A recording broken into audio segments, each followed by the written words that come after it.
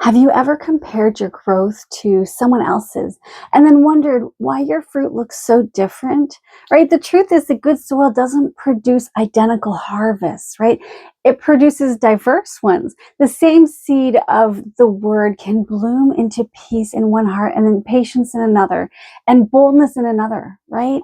God never intended uniformity. He intended variety. We're of one mind, but we're all different parts of the body, right? Mark chapter 4, verse 20 says, "But these are the ones sown on good ground, those who hear the word, accept it, and bear fruit, some 30-fold, some 60, and some 100, right? Jesus is showing that fruitfulness isn't measured by comparison, it's measured by faithfulness, right? The yield may differ, but the source is the same. Every heart that receives his word and stays rooted will bear fruit in its own season and in its own way, right? Good soil doesn't compete. It completes. It celebrates the harvest of others while tending to its own, right? It's victory for everybody. It's victory for the kingdom, right? Maybe your fruit right now is endurance, holding steady when life feels uncertain. Maybe it's compassion, right? Seeing others through softer eyes. Maybe it's obedience, doing the quiet thing that God asked you to do when no one else is watching. The point isn't how much fruit you have. It's that fruit is actually forming, right? The gardener knows what he planted in you and he knows when it's ready to bloom.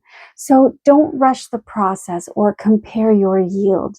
The same spirit that produces patience in one believer may be producing courage in you, right? Good soil doesn't strive. It's patient, it abides, and it doesn't imitate others. It actually cultivates, right? Your own separate fruit.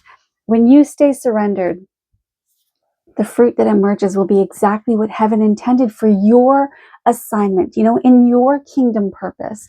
So you don't have to look like anyone else's garden. You just have to stay rooted in Jesus and in the truth of God's word, right? So here's something to think about. What kind of fruit do you sense God is growing in you right now? And how can you nurture it with gratitude instead of comparison, right?